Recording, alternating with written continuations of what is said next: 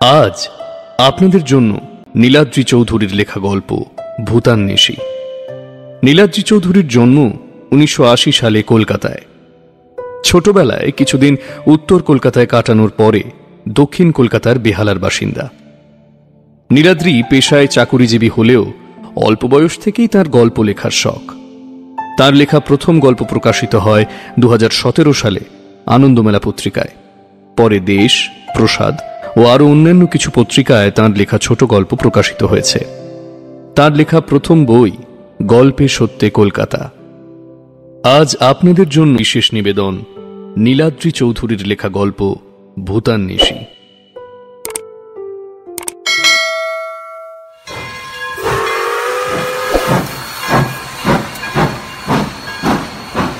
ট্রেনটা হুইসেল বাজিয়ে চলে যেতেই প্ল্যাটফর্মটা যেন বড় চুপচাপ হয়ে গেল। বিকেল 4টে বাজে প্রায়।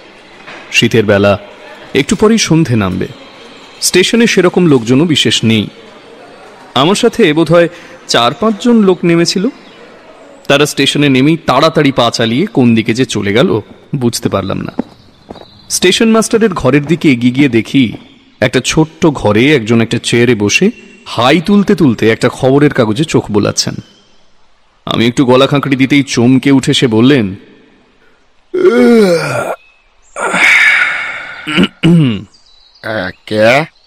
কে আপনি? ভদ্রলোক এমন ভাবে চমকে ওঠায় আমি ভড়কে গিয়েছিলাম। বললাম, নমস্কার, আমার নাম বিনয় চক্রবর্তী। এই নিঝুমপুরে বেড়াতে এসেছি। স্টেশনে লোকজন বিশেষ নেই, কোন দিকে যে যাব আমি বুঝতে পারছি না। ভদ্রলোক আমার দিকে আপাদ মস্তক চোখ বুলিয়ে বললেন, হ্যাঁ মশাই, আপনার মাথা ঠিক আছে তো, নাকি আমি কানে ভুল শুনছি? এই নিঝুমপুরে কেউ বেড়াতে আসে বলে তো জানি না। আজ 2 বছর হলো আমাকে এখানে স্টেশন মাস্টার করে পাঠানো হয়েছে। কেউ তো কখনো বেড়াতে আসেনি এখানে। আপনি এলেন কি করে? মানে আমার একটু নির্জন নিরিবিলি জায়গায় পছন্দ, তাই কলকাতায় আমার এক অফিস কলিগ এই নিঝুমপুরের কথা বললেন। স্টেশন মাস্টার আরো অবাক হয়ে যান এই কথাটা শুনে। অফিস কলিগরা তো চান্স পেলেই বাম্বু দেয়।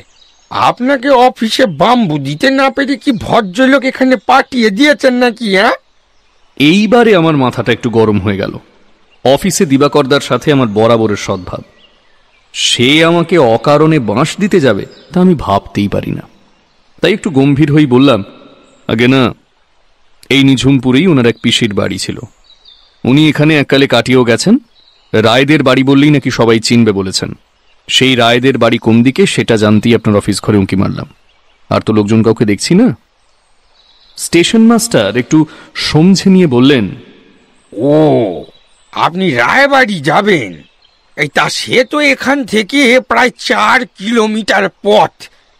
দেখতেই তো পাচ্ছেন আশেপাশে জঙ্গল, একটু পর থেকেই পাহাড় আরম্ভ হয়েছে। আপনি এক ভ্যানে করে যেতে পারেন রায়দের বাড়ির দিকে। আর কোনো যানবাহন তো নেই। এদিকে সাইকেল ভ্যানের চল আছে, তাহলে কোন দিকে গেলে পাবো? ভ্যান শুধু মালপত্তর নিয়ে যায়, মাঝে মধ্যে দরকারে 2-1টা মানুষ কেউ যে নেয় না তা নয়।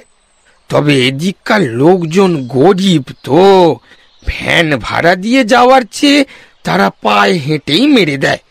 তা আপনি কি রায়বাড়ির অতিথি?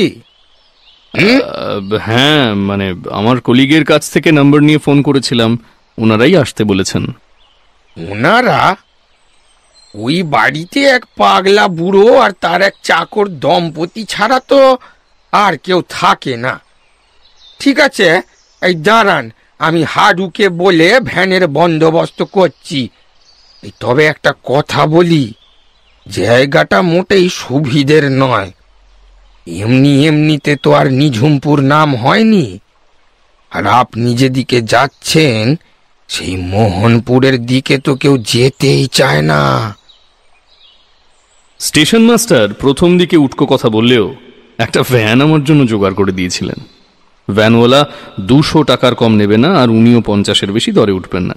শেষে আমি মধ্যস্থতা করে 100-তে রাজি করালাম ভ্যানওয়ালা হারুকে। স্টেশন মাস্টার ভ্যানওয়ালা হারুকে বলে দিলেন, একটু তাড়াতাড়ি চালিয়ে যাবি হারু। ভদ্রলোক কলকাতা তো, নতুন এসেছেন, আলো থাকতে থাকতে যেন পৌঁছে যান। হারু একটু খিঁচিয়ে উঠে বলল, হ্যাঁ হ্যাঁ, ঠিক আছে ঠিক আছে, উনি তো পৌঁছে যাবেন, আর আমাকে ফিরতে হবে না। এই না না, এই তুই তো এখানকারই লোক, তোকে কিছু বলবে না। দুজনের কথাবার্তা আমার যেন ধাঁধার মতো লাগলো। এই জঙ্গুলে রাস্তায় রাতের দিকে অসুবিধে হওয়ারই কথা, কিন্তু কে কিছু বলবে না বুঝলাম না। স্টেশন মাস্টারকে ধন্যবাদ জানালাম, কিন্তু উনি যেন সেটা শুনতেই পেলেন না। আমার আর কথা বলার সুযোগও রইল না, কারণ হারু প্রাণপণে তার ভ্যান রিক্সা টানতে শুরু করে দিল, আর আমিও চললাম এক দারুণ সুন্দর নিরিবিলি পথ দিয়ে। আসলে যে কথাটা স্টেশন মাস্টারের কাছে বলিনি, সেইটা এবারে তোমাদেরকে বলি। আমি একজন লেখক। চাকরি করার ফাঁকে ফাঁকে প্রায়ই মাথায় নানা ধরনের প্লট এসে কিলবিল করে। সেগুলো না লিখতে পারলে আমার স্বস্তি হয় না।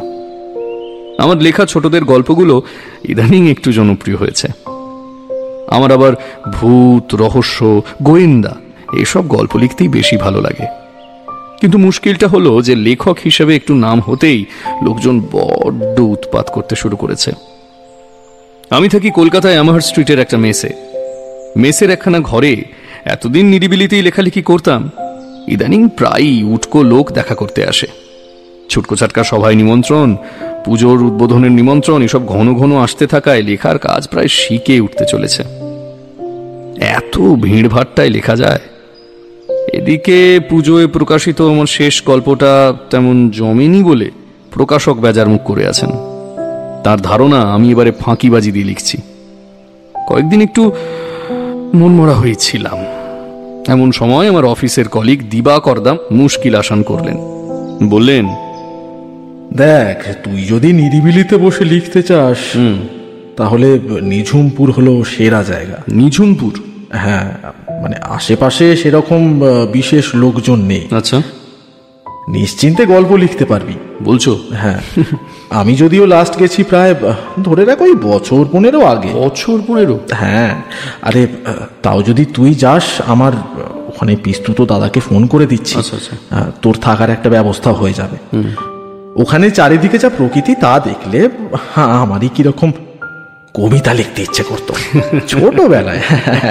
হ্যাঁ, আর তুই তো একেবারে লেখক, মানে তোর পরের গল্প যে জম্পেশ হবে তা আমি এখন থেকেই বুঝতে পারছি, বুঝলি তো? হ্যাঁ, তুমিও না? আমি তাই বেশ একটা জম্পেশ গল্প লিখবো বলে একেবারে টানা 15 দিনের ছুটি নিয়ে এখানে চলে এসেছি। উত্তরবঙ্গের এই স্টেশনটার নাম অনেকে জানিই না। নিউ জলপাইগুড়ি থেকে একটা ট্রেন বদল করে আসতে হলো এখানে। কিছুটা দূরেই দেখা যাচ্ছে পাহাড়।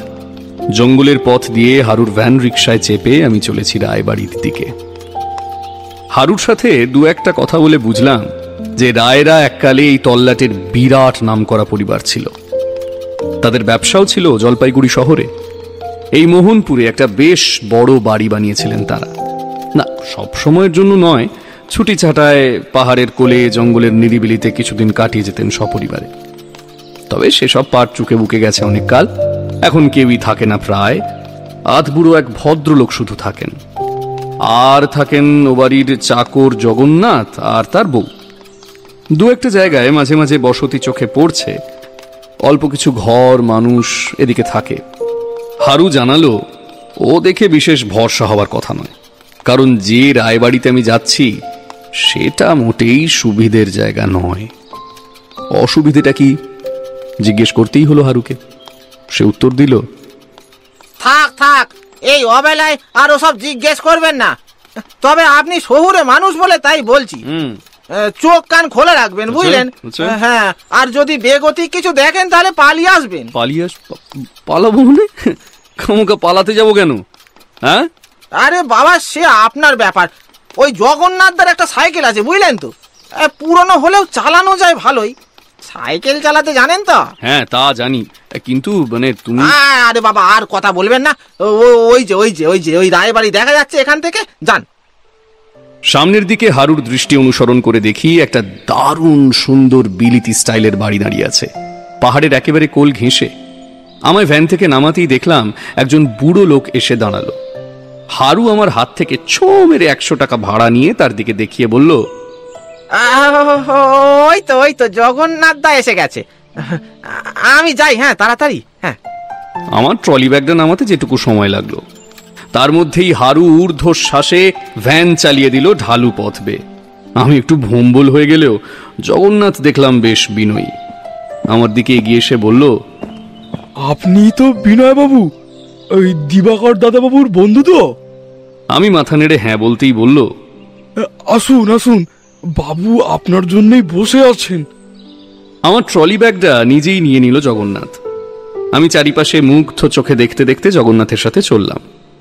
বাড়িটার বাইরের দিকে অনেকখানি বাগান, একটু দূরেই পাহাড় শুরু হয়েছে। শেষ বিকেলের আলো এসে পড়েছে পাহাড়ের গায়ে। চারিপাশের দৃশ্য দেখে মনটা এত ভালো হয়ে গেল যে মনে মনে দিবাকরদাকে একটা ধন্যবাদ না জানিয়ে পারলাম না। বাড়ির ভেতরে একটা বেশ বড় ড্রয়িং রুম, সিনেমায় যেমন দেখা যায়। হোটেল হলে লাউঞ্জ বলা যেত। তাতে একটা সোফায় যিনি বসে আছেন তার বয়স প্রায় 60-এর কাছাকাছি। আমাকে দেখেই তিনি বলে উঠলেন, welcome welcome to Roy Palace. Dibya আপনার কথা আমাকে সবই বলেছে। বুঝলাম ইনি দিবাকরদার পিস্তুত দাদা অবনীকান্ত রায়। আমি বললাম, আসলে আপনাকে কটা দিন একটু বিরক্ত করতে চলেই গেলাম। আরে না না, কি যে বলেন, এখন তো আর কেউ আসেই না। এই দিব্যই তো শেষ কবে এসেছিল মনে করতে পারে না। এককালে কত জমজমাট ছিল এই বাড়ি, আর আজ একেবারে শুনশান। জগন্নাথ হাসি মুখে বলে উঠল, শুনশান কেন হবে দাদাবাবু, বাড়িতে তো আজও। তুই থাম, এই, যা তুই চা নিয়ে আয় আমাদের জন্য। জগন্নাথ ধমক খেয়ে মাথা চুলকে চলে গেল।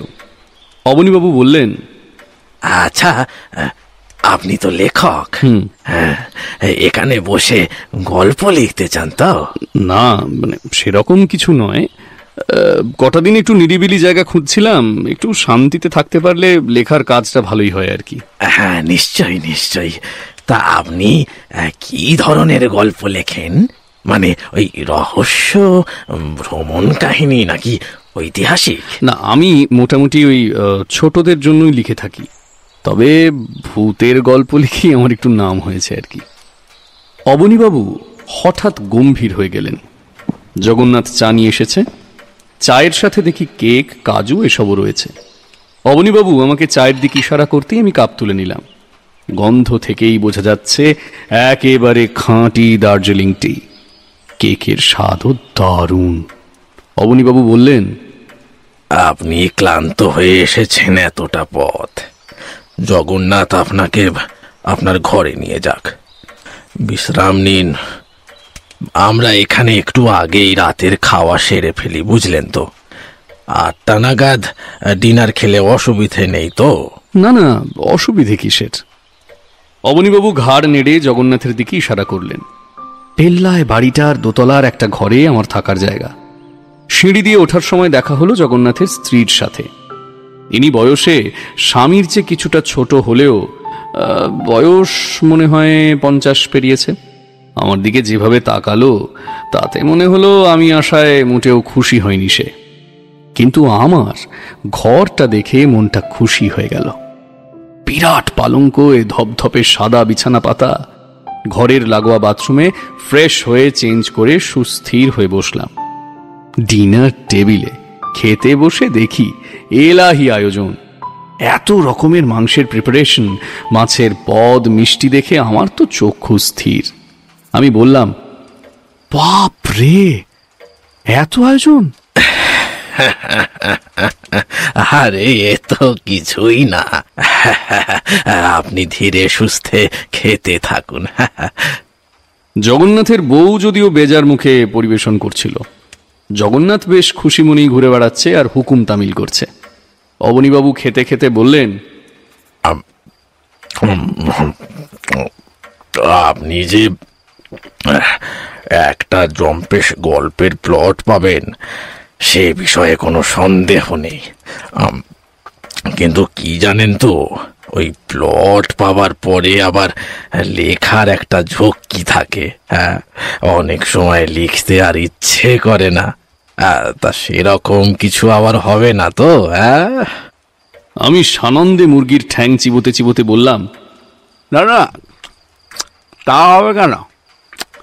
আমি লেখা শুরু করে দিলে আবার থামতে পারি না তো। দেখা যাক। তা আপনার লেখা হয়ে গেলে কলকাতায় ফিরে যাওয়ার আগে আমাদের নিশ্চয়ই একবার দেখাবেন। আমি কৃতজ্ঞতায় গলে গিয়ে বললাম, হ্যাঁ হ্যাঁ, সে আর বলতে। খাবার পরে শুতে যাবার আগে অবনীবাবু বললেন, শুনুন, আপনার ঘরের লাগোয়া একটা বাথরুম আছে, কাজেই বাইরে যাওয়ার কোনো দরকার নেই। আর একটা কথা, ভোরের আলো ফোটার আগে কিন্তু কিছুতেই ঘরের বাইরে আসবেন না, কথাটা মনে রাখবেন। শেষ কথাটায় ঘাড় নাড়লেও এরকম একটা নির্দেশের কারণ আমি বুঝলাম না। অবশ্য রাতে দরকার না পড়লে বাইরে বেরোনোর দরকারই বা কি, সেটাও বুঝতে পারছি না। খাওয়া দাওয়া সেরে নিজের ঘরে ফিরে কিছুক্ষণ বই পড়ার চেষ্টা করলাম, কিন্তু নতুন পরিবেশ, মন বসল না। শরীরে অনেক ক্লান্তি জমা হয়েছিল, তাই বিছানায় গা এলিয়ে দিয়ে লেপটা টেনে নিলাম। ঠান্ডাটা বেশ ভালোই পড়েছে। একটু পরেই চোখে ঘুম নেমে এলো আমার। ঘুমটা যখন ভাঙলো তখন রাত কটা বাজে জানি না। হঠাৎ করে ঠান্ডা লাগাতেই বোধহয় ঘুমটা ভেঙে গিয়েছিল, কারণ ঘুম ভাঙতেই দেখলাম আমার গায়ে লেপটা নেই।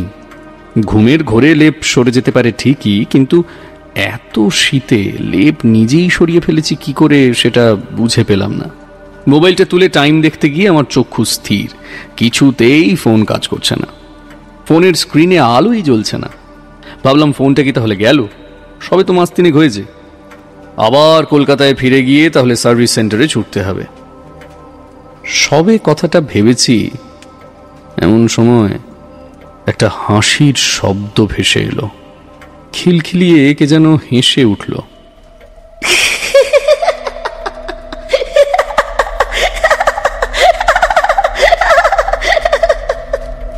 আমার সারা গা কাঁটা দিয়ে উঠল।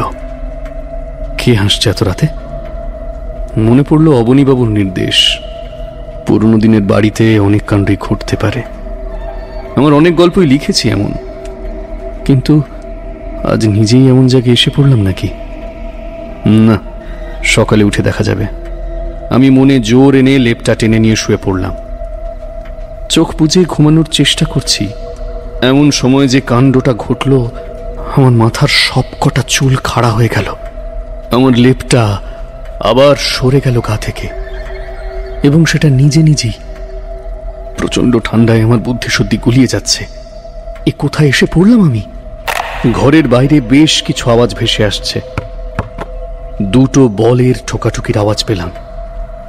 এত রাতে কেউ কি কিছু খেলছে? অনেক গলার আওয়াজ পাওয়া যাচ্ছে, যেন অনেক মানুষ গল্প করছে।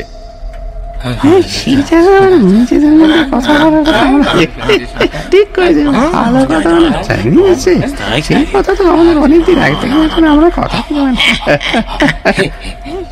যে বাড়িতে সাকুল্যে 3 জন মানুষকে দেখেছি, সে বাড়ি হঠাৎ এত জমজমাট হলো কি করে? ঠান্ডায় তো আমার এমনিতেই ঘুম আসছে না। লেখক হতে গেলে সব রকম অভিজ্ঞতাই দরকার। তাই আমি দরজা খুলে বাইরে গেলাম। হঠাৎ যেন সব আওয়াজ থেমে গেল। অবাক হয়ে তাকিয়ে দেখি একতলায় লাউঞ্জের মতো জায়গাটায় বেশ অনেক লোক জড়ো হয়েছেন। আমাকে দেখেই একজন বলে উঠলেন, অশোক ব্রাদার, এসো, রায়বাড়ির অতিথি হিসেবে তোমাকে স্বাগত জানাই।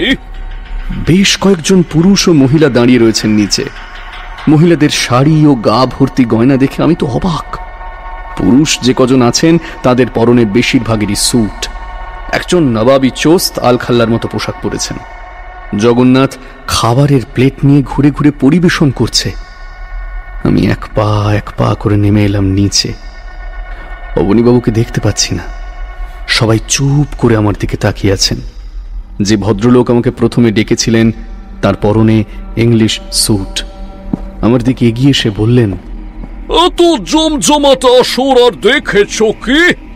আমি তো রীতিমতো বিস্ময়ে বললাম, কিন্তু কিন্তু আপনারা কারা?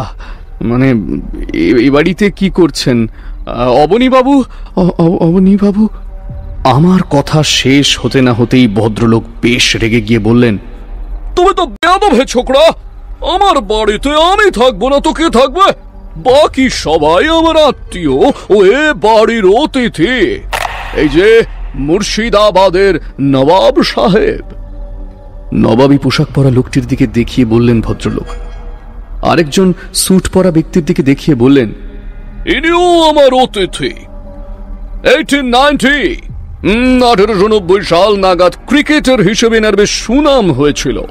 ইংরেজদের সাথে দেশীয় লোকেরাও যে ক্রিকেটটা খেলতে পারে তা ইনি দেখিয়ে দিয়েছিলেন। আমার মাথাটা ভোঁ ভোঁ করছে। এ কি যাত্রাপাটি নাকি? ভদ্রলোক এবারে গম্ভীরভাবেই বললেন, না হে, যাত্রাপাটি নয়, এ বাড়ি আমারই তৈরি। আমার নাম আদিত্য নারায়ণ রায়। তা তুমি কি বিলিয়ার্ডস খেলতে জানো? বল ঠোকাঠুকির যে আওয়াজ পেয়েছিলাম সেটা যে মিথ্যে নয় এবার বুঝলাম। ঘরের একদিকে একটা সুন্দর বিলিয়ার্ড বোর্ড, তার উপরে আলো জ্বলছে, আর সেই আলোয় বোর্ডের ওপরটা সবুজ রঙের ভেলভেটের মতো লাগছে। এই বোর্ডটা আমি ঘরে ঢোকার সময় দেখেছি। নোংরা ঝুল পড়া অবস্থায় বাড়ির বাইরের দিকে দাঁড় করানো ছিল। আমার মুখ দিয়ে কথা সরল না। আমি ঘাড় নেড়ে না বললাম। ভদ্রলোক বললেন, অবনী তো বাড়ির শেষ উত্তরাধিকারী। সে বোর্ডটাকে ফেলে ফেলে নষ্ট করে ফেলেছে, প্রায় নিজেও খেলতে শিখলো না। কিন্তু তোমাকে এই খেলাটা শিখতে হবে। তার কারণ আমার অতিথি হয়ে বাড়িতে থাকতে চাইলে এ খেলা খেলতে হবে। ততক্ষণে আমার শরীরে হিমস্রোত বয়ে যাচ্ছে। আমি পাগলের মতো চিৎকার করে বললাম, চাই না রায়বাড়ির অতিথি হয়ে থাকতে। আমি চাই না আমি রায়বাড়ির অতিথি হয়ে থাকতে চাই না আমি। এই বলে দৌড় দিলাম সদর দরজার দিকে। হয়তো জগন্নাথের সাইকেল দেখতে পাচ্ছি। রিক্সাওয়ালা হারুর কথা মনে পড়ে গেল। দৌড়ে গেলাম সাইকেলটার দিকে। শুনতে পেলাম চিৎকার, এই জগন্নাথ, আরে পালাচ্ছে যে। আগের বার হাডুরু বুদ্ধিতে সেই মাস্টার পালিয়েছিল সাইকেল চড়ে। ওটার চেন খুলে রেখেছি, এ যেতে পারবে না। আমি উন্মাদের মতো সাইকেল নিয়ে প্যাডেল করতে গেলাম, কিন্তু বুঝলাম সাইকেলের চেন নেই। সাইকেল থেকে পড়ে গেলাম। তারপর উঠে দৌড়তে গেলাম। একটা হিমশীতল হাতের ছোঁয়া পেলাম ঘাড়ের কাছে। শুনতে পেলাম, বাড়িতে অতিথি আসে নিজের ইচ্ছায়, কিন্তু অতিথি যেতে পারে শুধু আমার ইচ্ছে হলে। তুমি থাকবে বাড়িতে, তুমি থাকবে এ বাড়িতে। চোখের সামনে সবকিছু আঁধার হয়ে আসার আগে একটা চেনা গলা শুনতে পেলাম। অবনীবাবু খুব ধীর স্বরে যেন কোথা থেকে বলে চলেছেন, রাতে বেরোতে বারণ করেছিলাম।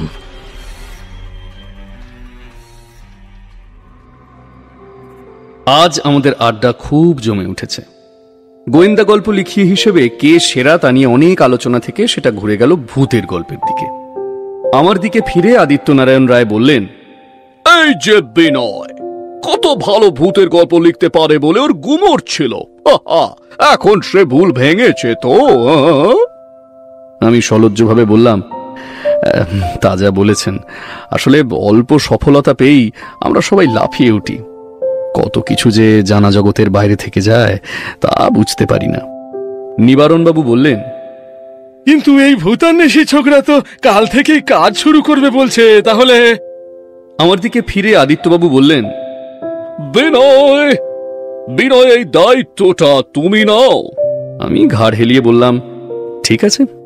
অভয় মজুমদার নিজেকে ভূতান্বেষী বলেই পরিচয় দেন সব জায়গায়। তার হাতে অনেক যন্ত্রপাতি আছে, তা দিয়ে নাকি ভূতের উপস্থিতি টের পাওয়া যায়। আজ সকালে এসে পৌঁছেছেন রায়বাড়িতে। তার কোনো যন্ত্রে ম্যাগনেটিক ওয়েভ মাপা যায়, আবার কোনোটায় টেম্পারেচার। ভূতের উপস্থিতি নাকি এসব যন্ত্র নির্দেশ করতে পারে। আমি বিকেলের দিকে মৌকা বুঝে জঙ্গলের পথে গেলাম দেখা করতে। তা অভয় বাবু, আপনি নাকি ভূত খুঁজতে এসেছেন এখানে? আর বলবেন না মশাই, অনেক জায়গা থেকে খোঁজ পেয়ে এসেছি। আমার আবার এসব ব্যাপারে একটু আগ্রহ আছে কি না। বেশ বেশ, আগ্রহ থাকাই তো ভালো। ভূত ভবিষ্যৎ এসব নিয়ে চর্চা করা ভালো ব্যাপার। তবে আমি আপনাকে সাহায্য করতে পারি। আচ্ছা, কি রকম? আজ রাতে ঠিক এই জঙ্গলের পথে আসতে পারেন। আচ্ছা। বা রায়বাড়ির ভেতরেও ভূতের উপস্থিতি খুঁজে দেখতে পারেন ওই যন্ত্রটা দিয়ে। অভয়বাবু হঠাৎ তার যন্ত্রটা বার করে বললেন, আরে এ কি, এটা তো কাঁপছে কেন? কাঁপছে কেন? আমি নিশ্চিত আশেপাশেই ভূতের উপস্থিতি আছে। আশেপাশেই? আপনি হয়তো বুঝছেন না, কিন্তু আমি বুঝছি। কিন্তু শুধু উপস্থিতি দিয়েই কি হবে? ভূত দেখতেও তো চান। কি যে বললেন না আপনি! সে সৌভাগ্য হলে তা যদি লিখতে পারি, পুরস্কার জুটে যাবে মশাই। হো হো করে হেসে উঠলেন ভূতান্বেষী অভয় মজুমদার। আমিও আর দেরি করলাম না। রাত 12টায় অভয়বাবুকে বলে দিলাম রায় বাড়ির নিচের লাউঞ্জে আসতে। জানতে পারলাম অবনীবাবু ওনাকে নিষেধ করেছেন রাতে ঘরের বাইরে বেরোতে। কিন্তু উনিও তো ভূতান্বেষী বলে কথা, অত বিধি নিষেধ মানলে কি চলে? রাতে অভয়বাবুকে বিলিয়ার্ডস খেলার কথা যথারীতি পারলেন এ বাড়ির আসল কর্তা আদিত্য নারায়ণ রায়। ভূতান্বেষী অভয় মজুমদারও পালাতে গেলেন তার ভূত খোঁজার যন্ত্র ফেলে। একই নাটক অভিনীত হলো আবার। একজন এসেছিল ভূতের গল্প লিখতে, আর একজন এসেছিল ভূত খুঁজতে। দুজনেই রায়বাড়ির চিরকালীন অতিথি হয়ে গেল। অভয় মজুমদারের পকেট থেকে একটা ডায়েরি পাওয়া গেল। তাতে লেখা ছিল শেষ কোন মানুষ এই রায়বাড়িতে আসার পরে নিখোঁজ হয়েছেন। তাতে কলকাতার এক অফিসের দিবাকর বাবুর বক্তব্য ছিল ওনার এক কলিগ এই রায়বাড়িতে এসে আর ফিরে যাননি। কলিগের নামটা দেখে মনটা খারাপ হয়ে গেল, বিনয় চক্রবর্তী। যাগ্গে, ওসব ভুলে যাওয়াই ভালো। এখন ভূতের গল্পের লেখক আর ভূতান্বেষী দুজনেই স্বীকার করেন যে বেঁচে থেকে ভূত নিয়ে বেশি জ্ঞান লাভ করা সম্ভব নয়।